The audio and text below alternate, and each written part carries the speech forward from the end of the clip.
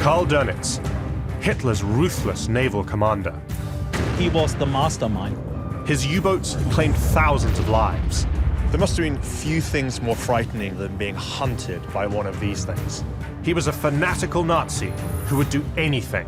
What were conditions like for the slave laborers that were forced to build this bunker? To see Hitler's evil dream fulfilled. Why did Hitler choose Dönitz as his successor?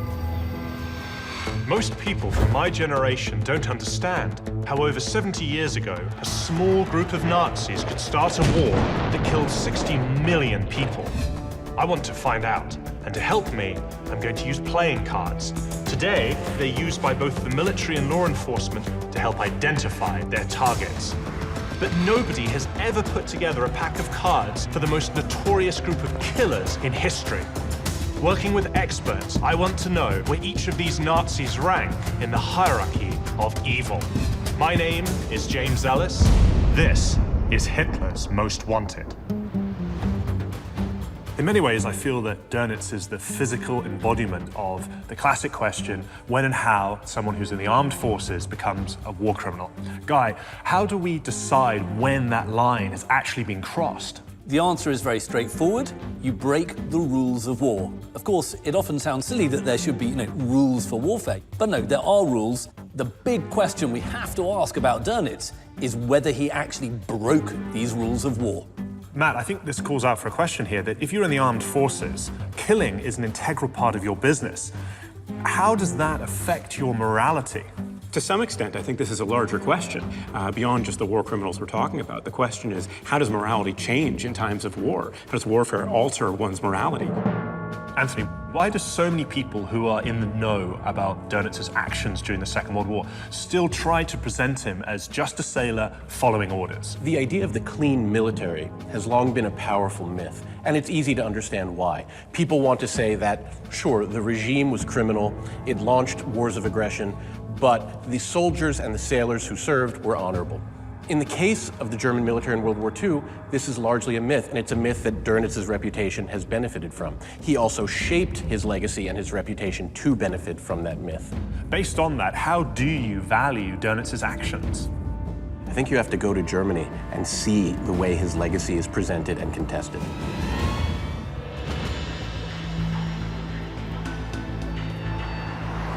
I'm on my way to Munich, to the Deutsches Museum, one of the world's biggest collections of historical technology. It's home to some unique artifacts that are the perfect starting point for my investigation.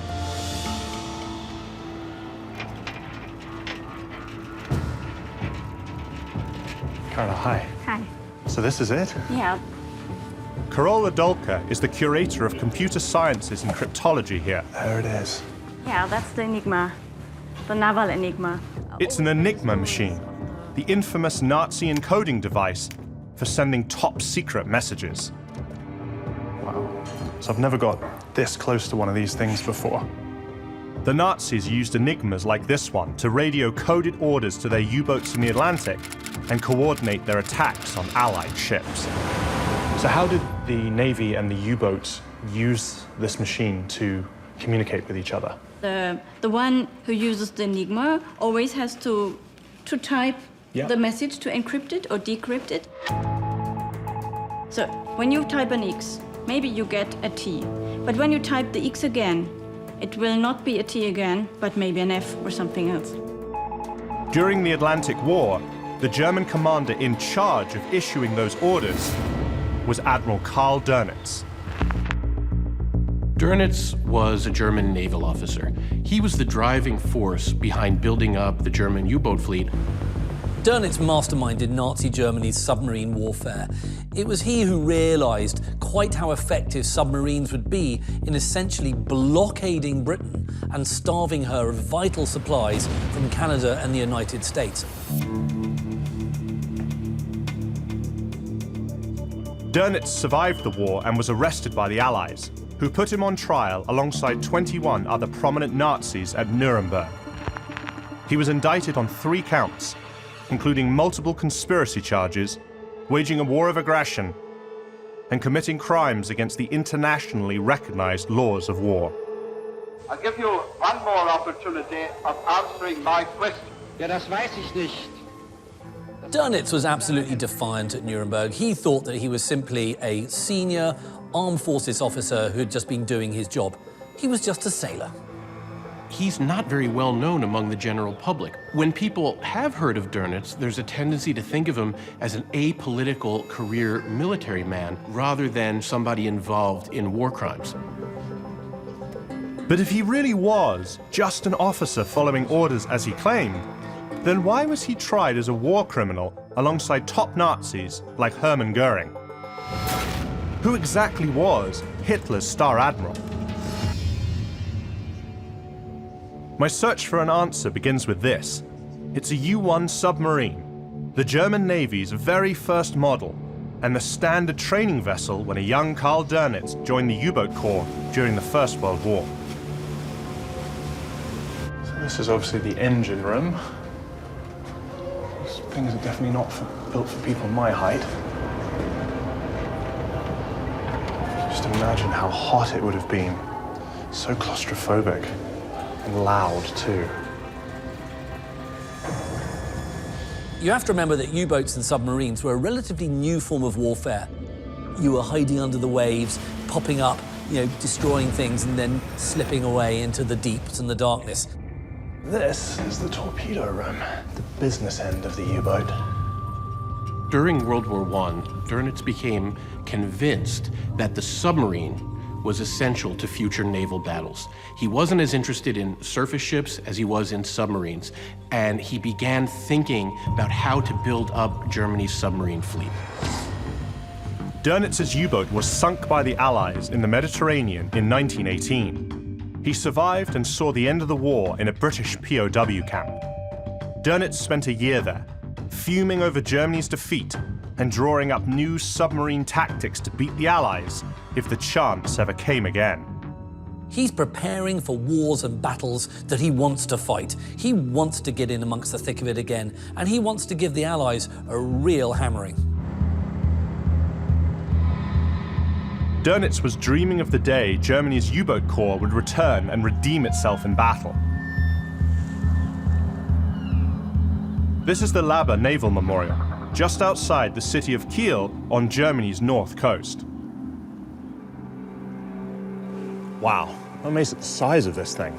It's impressive, isn't it? Yeah, it's absolutely huge. Yeah, it rises up to 85 meters above sea level. Dr. Jan Witt is a historian and a leading authority on Dönitz and German naval history. Now, my understanding is Dönitz's experience as a U-boat commander during the First World War made him a committed submariner. He saw the submarines as the future of naval warfare. He was a true believer in this, yes, of course. The problem was that, according to the Versailles Treaty, Germany was forbidden to have any U-boats. But in early 1933, Hitler became Chancellor. Like Dönitz, he too was a veteran of the First World War, bitter about the terms of Germany's surrender. He immediately set out to rebuild Germany's military, and in 1935, U-boats were reintroduced to the Navy. Yes. So Dönitz now finds himself in the German Navy as part of Nazi Germany. Yes. Now, obviously he's in the armed forces. Yes. But to what extent is he actually a committed Nazi? Well, you have to understand the mindset of the German naval officers at that point of time. By far, most of them welcomed the Nazi regime, especially because this opened new hopes for re-strengthening the German armed forces. And right. Of course, also new career opportunities. So they hoped that the Nazi regime would make the German armed forces great again. Yes. Dönitz became a committed Nazi and a rabid admirer of Adolf Hitler. He also embraced Hitler's trademark anti-Semitism. He periodically made anti-Semitic speeches and made comments along the lines of, can you imagine what Germany would look like today without Hitler? There'd be Jews here, everything would be horrible. He said he'd rather die than live in a country that still had a Jewish presence. And he was one of the most loyal follower of Hitler. until the very end. Dönitz was a rising star in the U-boat corps. He began training a new generation of submariners, demanding not only total devotion to duty, but to Hitler and Nazism as well. And so he could build up again the German U-boat force and train his U-boatmen according to his new tactical ideas. And this is how he led his U-boat warfare. In September 1939, Hitler once again plunged the world into war. Karl Dönitz's shot at revenge had finally arrived, and his U-boats were about to wreak havoc on the Allies. I can almost imagine what it would have been like to sort of spot a convoy and then sending out a message to move in for the kill.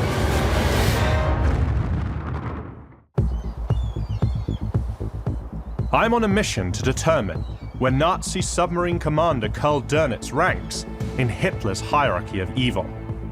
Right now, I'm on Germany's north coast with Dr. Jan Witt, investigating Dönitz's actions during the Second World War. Wow. So that's a real Type 7 U-boat. Exactly, the last surviving in the world. Amazing. Can we take a closer look? Yes, of course. Fabulous. Mind your head.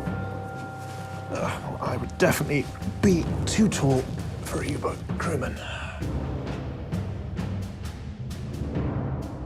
How many men traditionally served on this type of U-boat? Up to 50 men. 50 men? 50. So you had 50 men Crammed inside this tube. That's unbelievable. Oh my God, I can't imagine 50 men fitting in here. 2 toilets for 50 men. 2 toilets? 2 toilets. No showers. And the aft toilet was usually used as a provision store.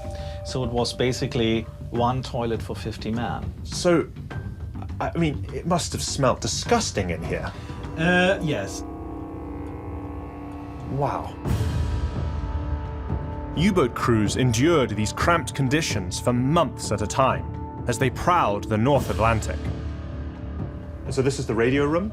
Exactly, as you can hear Yes. from the wireless Morse code. So there you find all the different types of radio, but also the Enigma. Oh wow, so the Enigma machine would have been in here. Exactly. It's here that U-boats received Admiral Dönitz's orders of attack during the all-important Battle of the Atlantic. The shadow of the conquering German armies covered Western Europe. In June 1940, Hitler drove the Allies across the English Channel. Britain was now isolated, and Dönitz saw his chance to knock the nation out of the war. The Atlantic is absolutely essential for getting vital supplies from Canada and the United States across to Great Britain. These are absolutely essential lifelines for Britain to stay in the war. And one of the things that made U-boats so effective in the Second World War was the Wolfpack tactic. Now that was something that Karl Dönitz came up with. Can you explain that to me? It stems from the experience of the First World War. Dönitz started to think about different means of attack, new tactics, and so he came up with the idea not to have the U-boats attacking convoys individually, but in groups.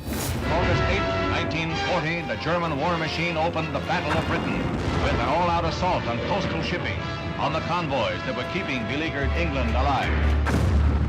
So part of the U-boats simply keep the escorts busy, while the other U-boats attack the actual convoy ships, the merchant vessels, and sink them.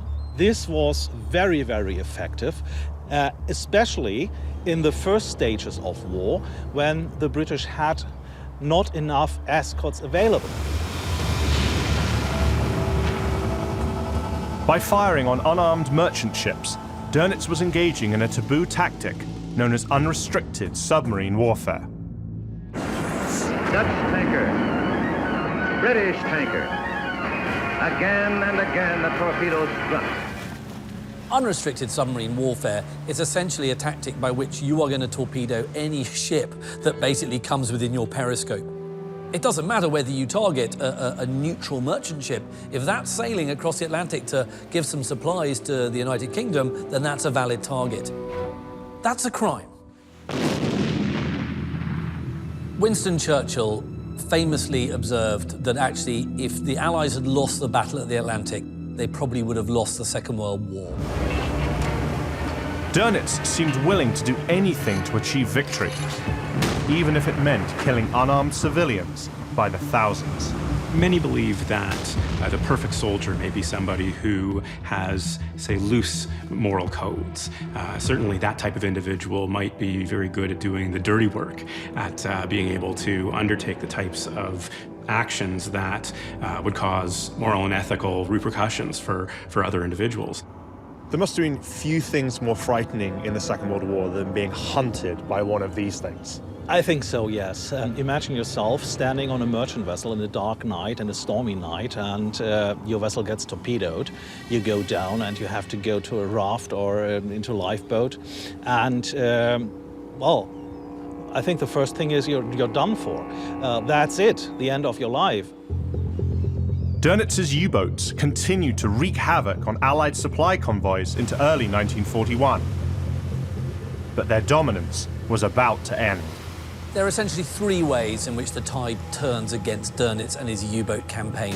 First of all, the Allies managed to crack the Enigma code. So we're starting to have a good idea of where these U-boat packs are because we're intercepting their signals.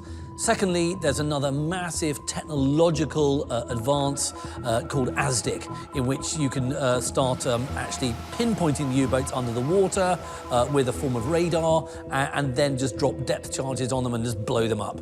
And the third thing, of course, is the US then enters the war, and with it, greater naval power. That's another big threat to Dönitz.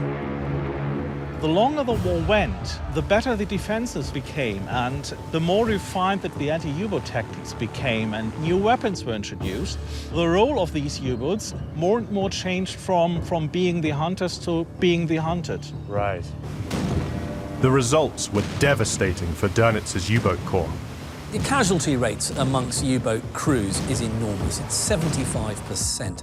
I mean, that is bigger than any other type of unit in the Second World War. But that didn't stop Dönitz demanding construction of more U-boats and sending crew after crew into what was becoming a slaughter.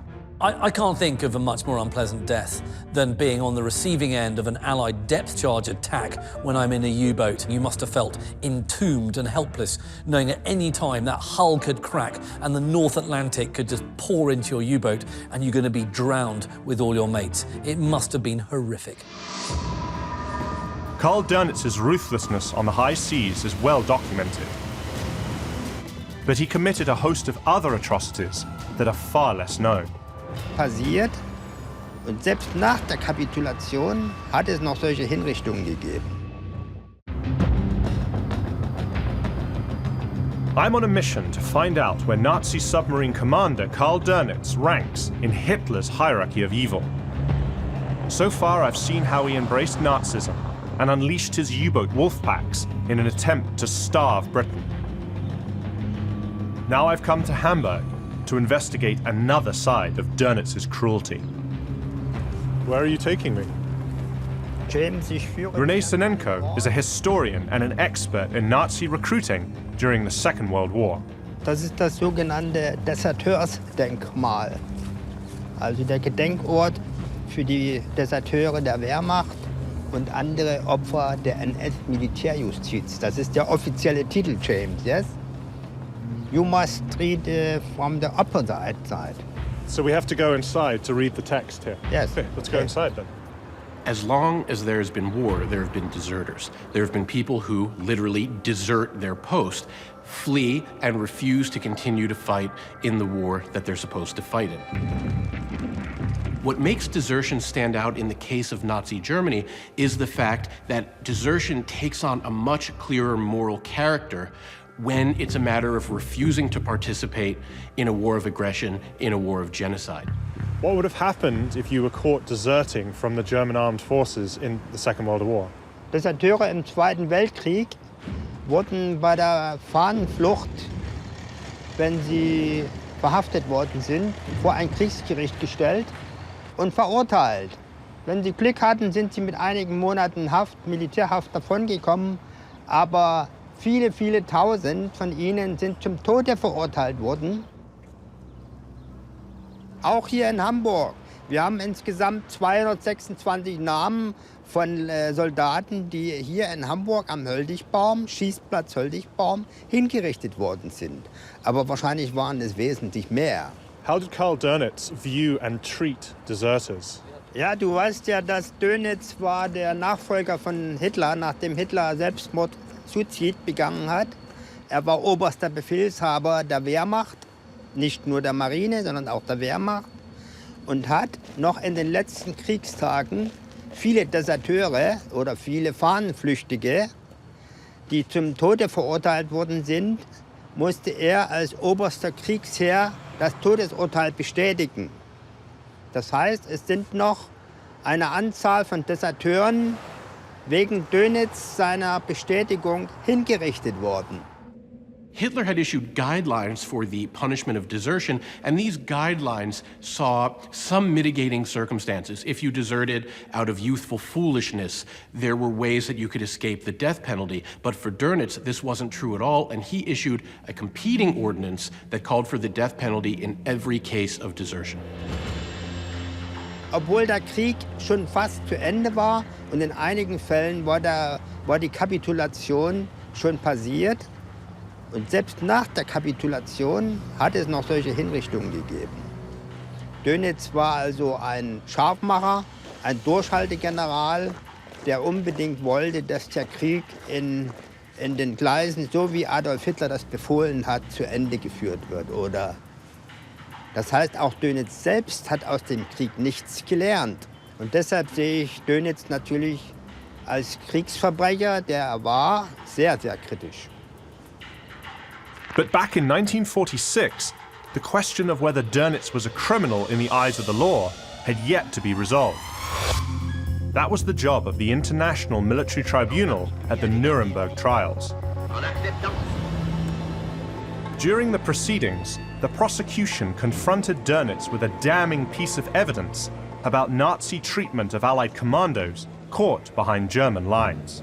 It's Dönitz who's enforcing Hitler's commando order, which stipulates that any commandos caught should be summarily shot, executed right there and then. This is a flagrant breach of the rules of war.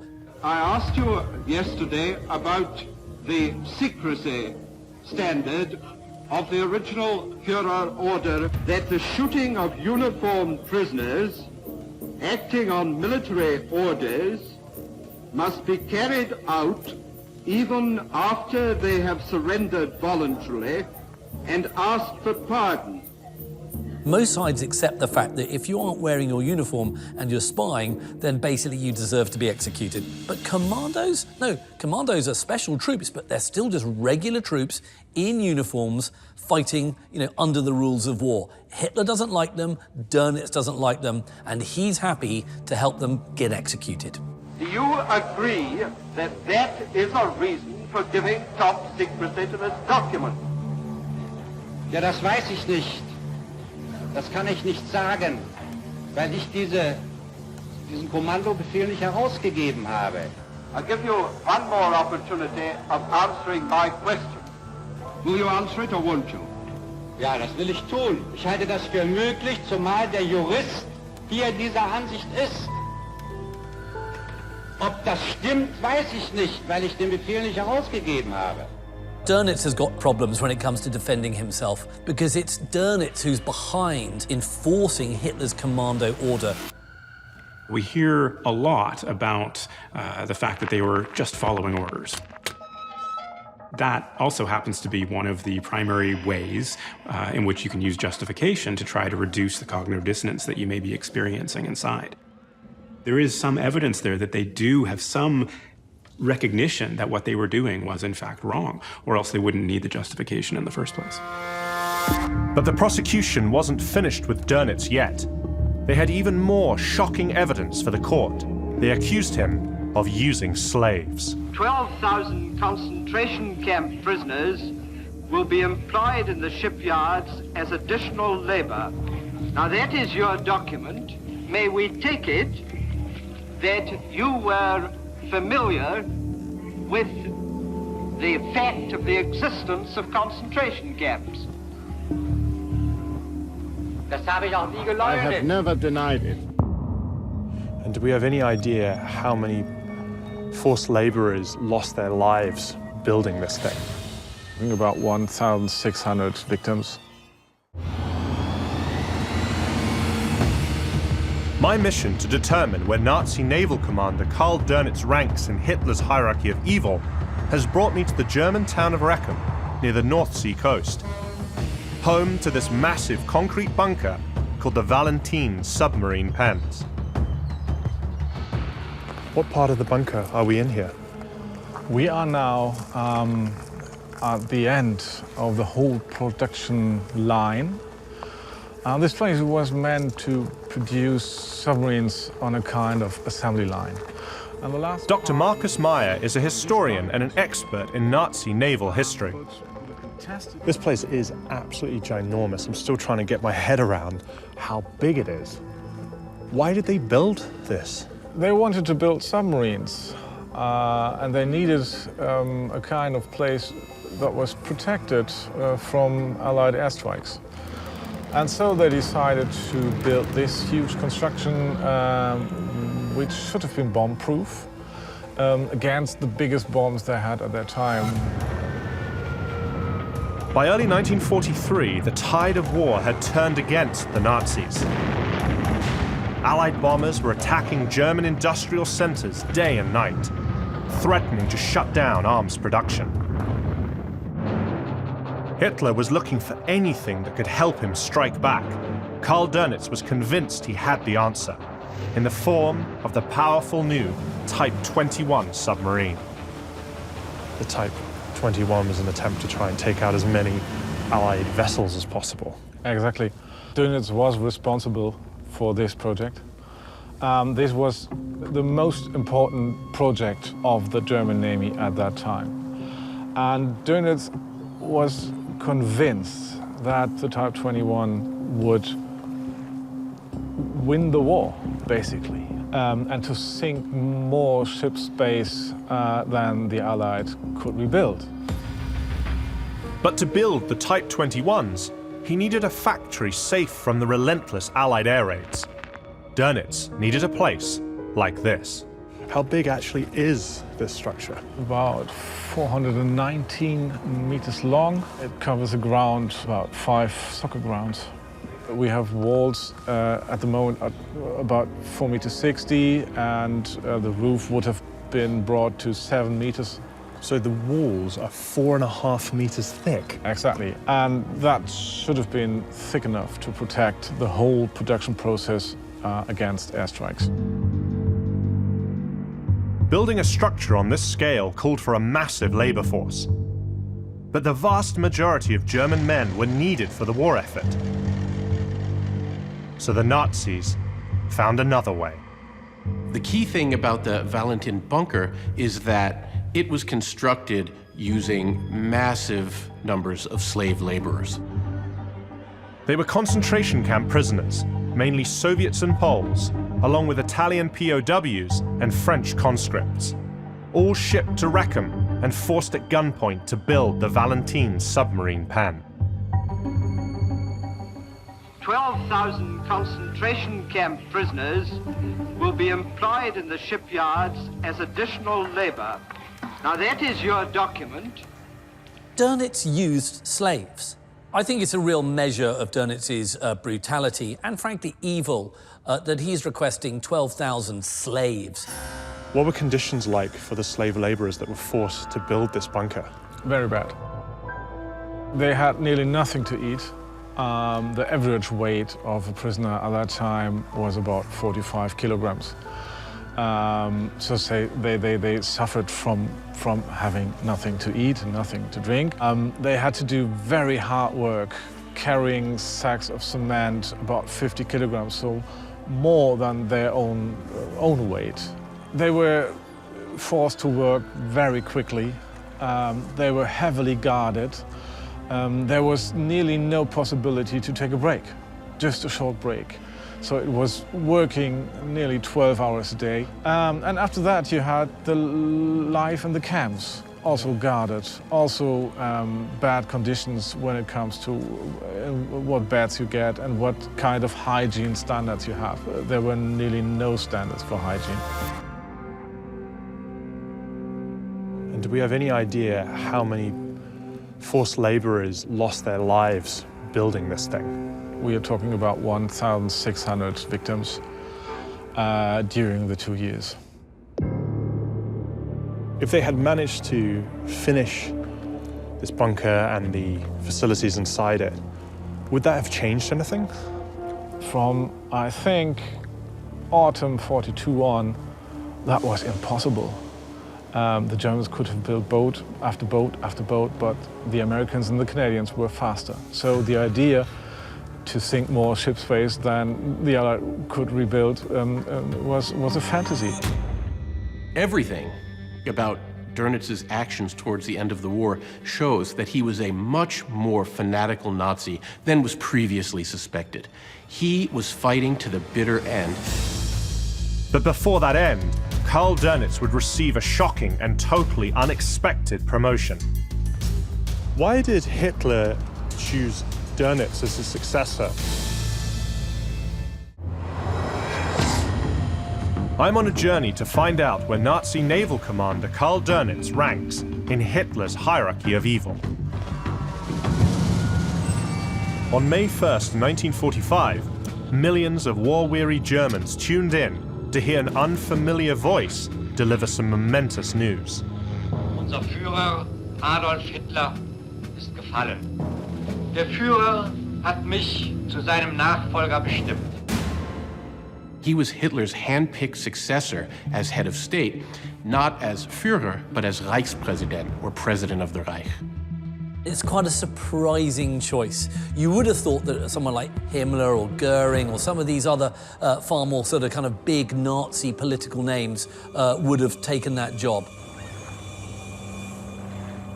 I've come to the northern port city of Flensburg to find out more about Dönitz's brief tenure as president in the final days of Nazi Germany. Dr. Pust? Yeah. James, very nice to meet you. Dieter Pust. Dr. Dieter Pust is a historian, author, and a leading authority on the city's history. Nice to see you in Flensburg. The city is the longtime home of the German Naval Academy, and it's where Dönitz chose to make his final stand as the only man apart from Hitler to lead the Third Reich. Why did Hitler choose Dönitz as his successor rather than Himmler, Goering, or a number of other prominent Nazi leaders? Because Dönitz has been the truest follower of Hitler. He has not connection to politics. So the other members of the leadership had discredited themselves in Hitler's eyes. Yes. So Dönitz was the natural successor for Hitler because he was someone who had not betrayed Hitler. Dönitz has always been loyal, Dönitz has always been true. There's none of the politicking nonsense about Dönitz. He wasn't that kind of political figure, you know, always part of the center of the Nazi soap opera. When Dönitz announced Hitler's death to the German people, he stated that Hitler had died fighting at the head of his troops in Berlin. He didn't reveal the fact that Hitler had committed suicide. Why was that? Das war, den Mythos über Hitler aufrechtzuerhalten. Auch in Bezug auf die Soldaten und jeden Deutschen, der seine Pflicht erfüllen müsste bis zum Letzten. Und den Mythos aufrechtzuerhalten, dass Hitler also nach seinen eigenen Grundsätzen dann sozusagen bis zum Ende für das deutsche Volk sich aufgeopfert hat. Und das war, wie gesagt, die letzte große Lüge des NS-Systems.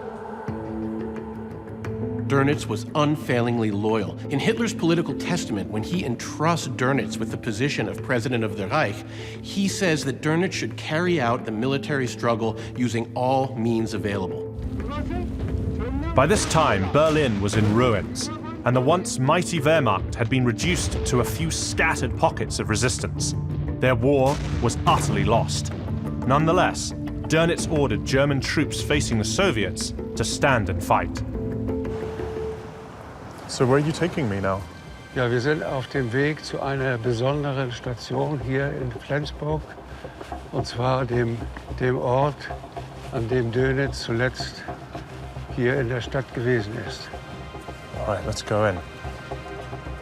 In front of us is the building, where for a few fleeting weeks in May 1945, Karl Dönitz ran the final Nazi government. The Flensburg government took up offices at the Naval Academy, and it actually had some of its ministries on ships in the water surrounding the Naval Academy. This was a very strange 21 days in German history.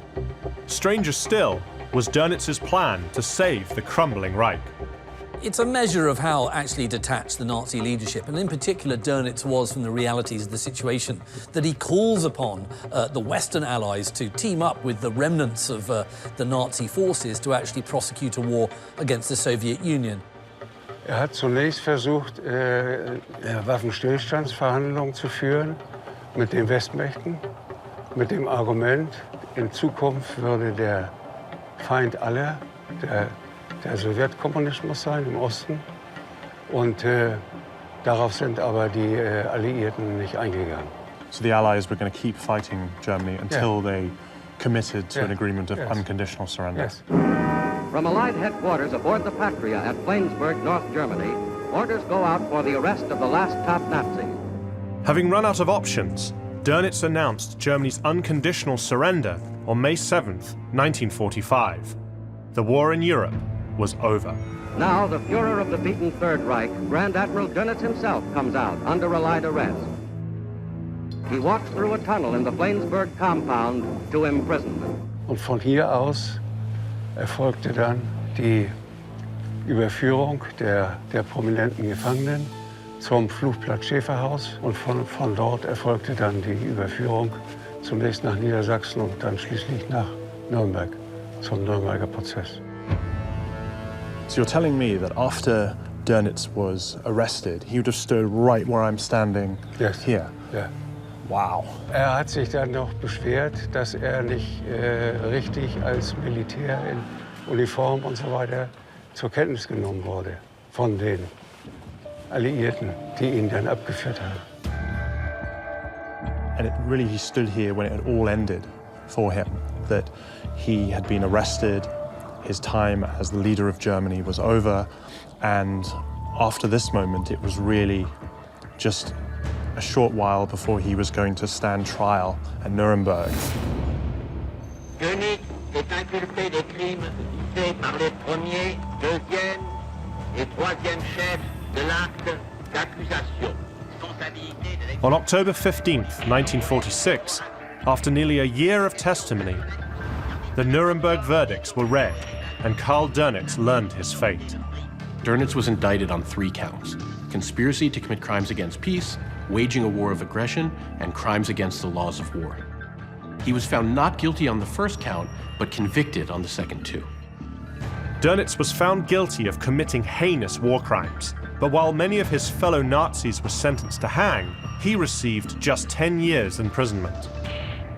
I think Dönitz's sentence was far too short. I think he got lucky because he had a decent lawyer.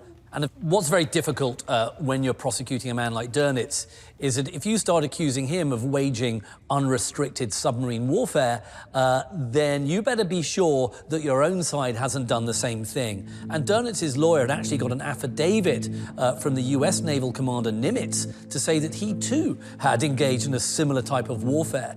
And this is what Dönitz can rely upon for his defense. He's going to say, yeah, maybe I did something bad. But so did you, so why are you prosecuting just me? Standing here with Dieter on the very spot where Dönitz was taken into custody, I'm left with one last question. After the war, did Dönitz ever express regret or remorse for the crimes he committed? He said he has only so gewesen, dass danach die Pflicht erfüllt hat und insofern sich keinen Grund gesehen hat, sich da zu entschuldigen oder. Karl Dönitz was released in 1956, the first of the major Nazis serving time to be set free. He died in 1980 at age 89.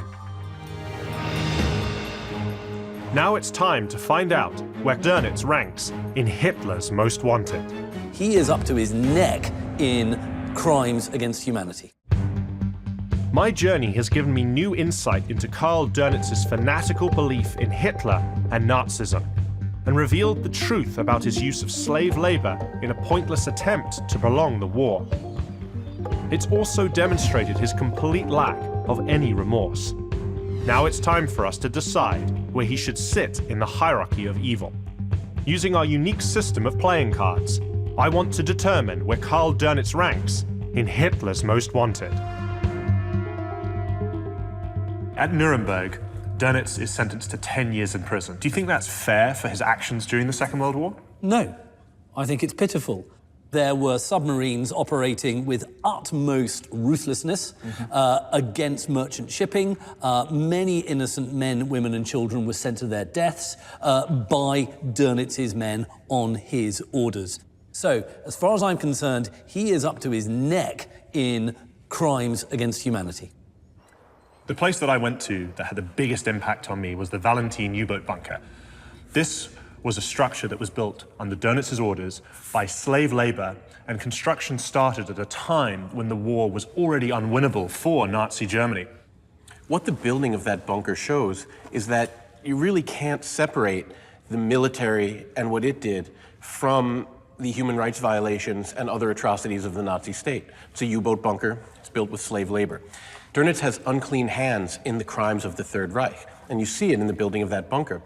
One of the advantages Dönitz has as a sailor is that the Third Reich's Navy, of course, is not directly involved in the Holocaust in the same way as the Army and the SS and all these other apparatuses of the Nazi state. And it's that distance, or perceived distance, that makes Dönitz look a little bit cleaner than other Nazis. Matt, given Dönitz's actions during the Battle of the Atlantic and his willing use of slave labor, what does that say about his morality? Well, the average soldier's sense of morality is going to shift to some extent in times of war. There's no question about that. And yet, Dönitz's actions do seem to go far beyond what would be considered to be a normal shift in morality.